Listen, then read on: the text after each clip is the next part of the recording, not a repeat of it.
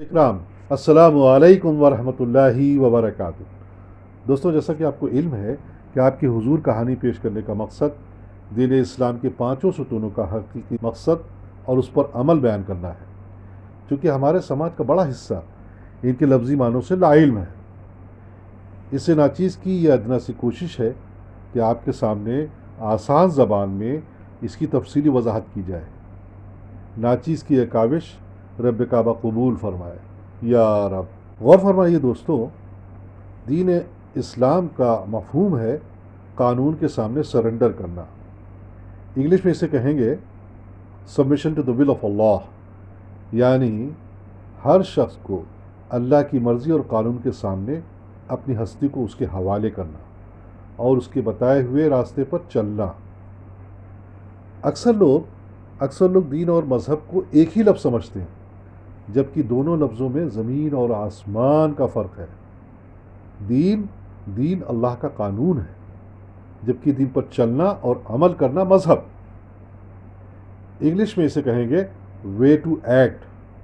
مثلا آپ سے سوال کیا جائے کہ آپ کا دین کیا ہے، یقیناً آپ کا جواب ہوگا دین الاسلام۔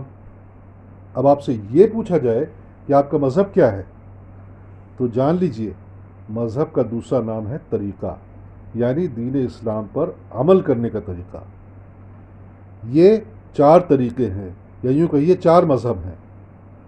نمبر 1 شافعی، نمبر 2 حنفی، نمبر 3 مالکی، نمبر 4 حنبلی۔ آپ ان میں سے کوئی مذہب اپنا سکتے ہیں، کوئی قباحت نہیں، چاروں صحیح ہیں، چاروں برابر ہیں۔ آئیے اب کہانی کی جانب رخ کرتے ہیں، جس میں کچھ کریکٹرز ہیں جن کے ناموں کا خلاصہ بے حد ضروری ہے تاکہ ہم کہانی کے اشاروں کو بآسانی سمجھ سکیں۔ خاندان۔ نمبر 1 خاندان۔ دوستو، کہانی میں خاندان کا ذکر آتا ہے۔ خاندان سے مراد ہے ہم بنی آدم، یعنی تمام دنیا میں بسنے والے انسان۔ نمبر 2 حضرت۔ کہانی میں حضرت سے مراد ہے تمام انبیاء، تمام نبی اور رسول، جن کا سلسلہ حضرت آدم، حضرت نوح، حضرت ابراہیم، حضرت موسیٰ اور سیدنا عیسیٰ اور سے ہوتے ہوئے سیدنا محمد صلی اللہ علیہ وآلہ وسلم پر ختم ہوتا ہے۔ اب تیسرا نمبر ہے فارم ہاؤس۔ فارم ہاؤس دوستو اور کچھ نہیں دوستو، یہ ہماری دنیا ہے۔ پہاڑ، جنگل، میدان، ندیاں، نالے، دریا، سمندر، چرند پرند وغیرہ وغیرہ اس کی زینت ہے۔ چوتھا نمبر ہے مالک۔ کہانی میں مالک کا تذکرہ بہت ہوا ہے، جو ہمارے رب یعنی اللہ کی جانب اشارہ کرتا ہے، جس کا کوئی شیپ نہیں، کوئی شکل نہیں، کوئی ڈیفینیشن نہیں، جو ہمارے تصوروں سے پاک، خیالوں سے کہیں دور، جس کا کوئی الہ نہیں، کوئی ساتھی نہیں۔ کون ہے وہ؟ وہ اللہ ہے، جس کے ایک اشارے پر سورج پورب سے نمودار ہو کر اجالے لے کر ایک نئی صبح کا اعلان کرتا ہے، کہتا ہے کائنات والو اٹھو، باہر نکلو، اپنی اپنی روزی تلاش کرو۔ پھر اس طرح اپنی ڈیوٹی پوری کرتے ہوئے مغرب میں ڈوب کر اندھیروں کو آزاد کر کے پھر آواز دیتا ہے کہ اے کائنات والو، جاؤ اب سو جاؤ، آرام کرو اپنے اپنے مکانوں میں۔ اب چاند اور ستاروں کی باری آتی ہے۔ آسمان میں اچانک ہلچل اور کوہرام برپا۔ کون ہے جو یہ عالیشان نظام چلا رہا ہے؟ یہ وہی اللہ ہے دوستوں، جس نے ہمیں پیدا کیا اور ہمیں اسی کی طرف واپس جانا ہے۔ نمبر 5 مالک کو تسلیم کرنا۔ اس کا کیا مقصد ہے؟ آسان سی بات ہے، جب آپ نے اپنے مالک کو سورج، چاند، پہاڑ، ندیوں اور دریاؤں کے نظام کو دیکھ کر پہچان لیا اور کہا ہاں یہی ہمارا مالک ہے، جو اپنی ذات میں تنہا اور اکیلا، جس کا پیغام سب سے پہلے حضرت آدم نے اپنی اولاد کو سنایا، حضرت ابراہیم نے یعقوب اور حضرت اسماعیل کو سکھایا، حضرت موسیٰ نے اپنی قوم بنی اسرائیل یعنی یہودیوں کو اس اور پکارا۔ حضرت عیسیٰ نے بھٹکے ہوئے بنی اسرائیل کو ایک بار پھر آواز دی، اور آخر میں سیدنا محمد صلی اللہ علیہ وآلہ وسلم نے دنیا کی ہر قوم، خطۂ عرض میں کہیں پر بسنے والے انسانوں کو رب کا آخری پیغام دیا اور کہا کہ اے لوگو، نہیں ہے کوئی الہ سوائے اللہ کے، اور محمد صلی اللہ علیہ وآلہ وسلم اس کے بھیجے ہوئے رسول ہیں۔ لا الہ الا اللہ محمد الرسول اللہ۔ کہانی میں خاندان نے کہا تھا کہ ہم مالک کو دل سے قبول کرتے ہیں اور اس کی عبادت کرتے ہیں، یعنی اللہ کے علاوہ کسی کو پکارنا شرک ہے جو عظیم گناہ ہے جس کی کوئی معافی نہیں۔ اب آتے ہیں نمبر 8، شرک کرنا۔ آئیے اس کو بھی سمجھ لیتے ہیں۔ شرک کرنا دوستو، شرک کرنے کا مطلب اللہ کی ذات کے ساتھ کسی کو شریک کرنا، حصہ بنانا یا اس کا پارٹنر بنانا ہے۔ آپ اپنے سکھ دکھ، خوشیاں ہوں یا غم، اللہ کے سوا کسی سے مدد مانگ نہیں سکتے، حتیٰ کہ نبیوں اور رسولوں سے مدد طلب کرنا شدید حرام ہے۔ سورہ کہف آیت نمبر 52۔ اعوذ باللہ من الشیطان الرجیم، بسم اللہ الرحمن الرحیم۔ وَيَوْمَ يَقُولُ نَادُوا شُرَكَائِيَ الَّذِينَ زَعَمْتُمْ فَادْعُوهُمْ فَلَمْ يَسْتَجِيبُوا لَهُمْ وَجَعَلْنَا بَيْنَهُمْ مَوْبِقَةً۔ اور اس دن سے خبردار جب وہ کہیں گے، بلاؤ ہمارے ساجداروں کو، ہمارے ساتھیوں کو جن کو تم کلیم کیا کرتے تھے، اور وہ انہیں پکاریں گے لیکن وہ جواب نہ دیں گے، اور ہم ان کے بیچ تباہی رکھ دیں گے۔ سورہ کہف آیت نمبر 110۔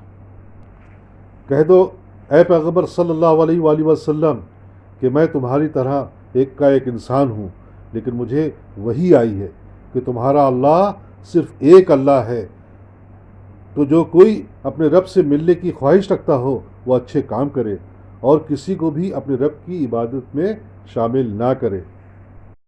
بسم اللہ الرحمن الرحیم۔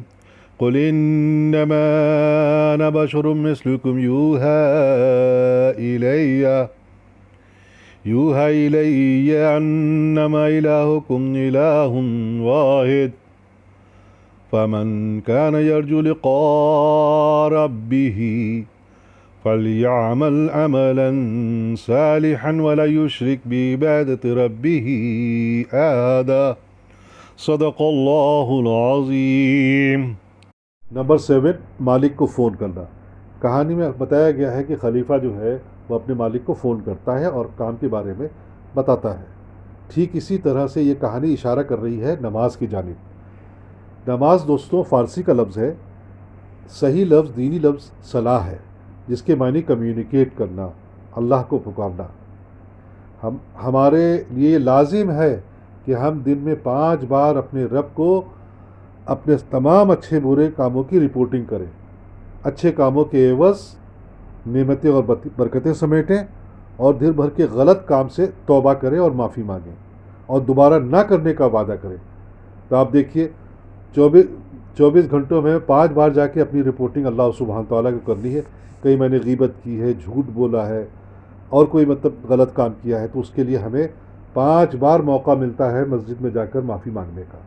اور اس کے برعکس یعنی اگر ہم نے اچھے کام کیے ہیں تو اپنے اچھے کام کے لیے جا کے پھر دعا کریں کہ یا اللہ تو نے کہا تھا میں نے یہ کام کر دیا، تو اس کے عوض میں ہمیں اور نعمتیں عطا فرمائے۔ گزارش ہے کہ آپ جو ہے 5 وقتہ نمازی بن جائیں، 5 وقتہ فون اللہ کو کیا کریں، اس سے کنیکشن بیٹھا لیں اور اس سے مدد مانگیں۔ اب دیکھیے 8واں نمبر ہے حلال کام سے رکنا۔ اب یہ حلال کام سے رکنا، اس کا کیا مطلب ہے؟ یہ ہے اس کا اشارہ ہمارا شہر رمضان ہے، یعنی جیسے ہم روزہ رکھتے ہیں۔ روزہ بھی اگین فارسی کا لفظ ہے جس کے معنی ہوتے ہیں دن، حالانکہ دینی لفظ کیا ہے؟ صوم، جس کے معنی ہے رک جانا، رکنا۔ عربی زبان میں اس کے معنی ہے رک جانا۔ اب یہ کیا ہے، اس کو بھی اچھی طرح سے آپ سمجھ لیجئے۔ اللہ نے ہمیں ایک خاص مہینہ عطا کیا ہے جسے ہم شہر رمضان کہتے ہیں۔ اس میں تمام حلال کام روک دیے جاتے ہیں، مثلا کھانا پینا، فضول بات کرنا، کم بولنا، زیادہ بولنا، کم سونا، زیادہ سونا، وغیرہ وغیرہ، یعنی تمام حلال کام بند کرنا ہے آپ کو پورے مہینے میں۔ حرام کام تو ویسے ہی حرام ہے۔ کھانا پینا بند کرنے سے بھوک پیاس کا احساس ہوتا ہے، سمجھ لیجئے۔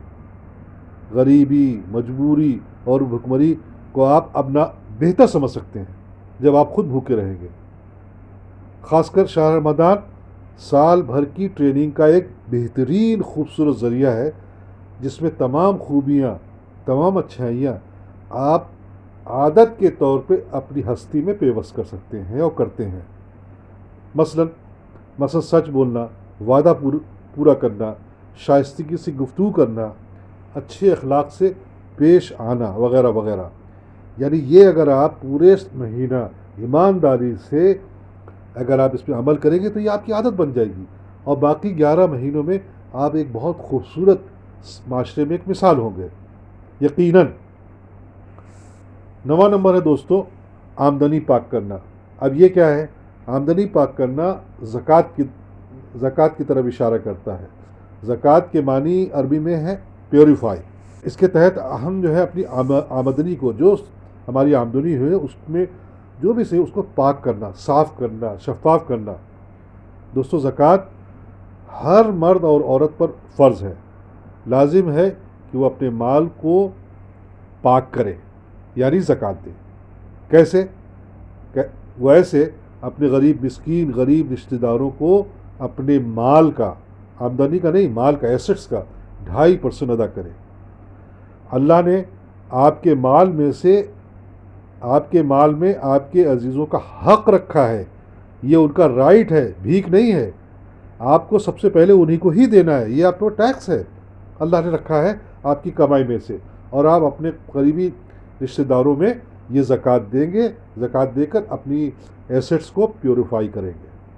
اب دوستو لاسٹ اینڈ فائنل ہے زیارت کرنا۔ جب آپ یہ تمام احکامات کر لیں تو اللہ کے مخصوص بیت اللہ میں جا کر، وہاں جا کر اس سے آپ ملیں، جسے کہتے ہیں ہم حج کرنا۔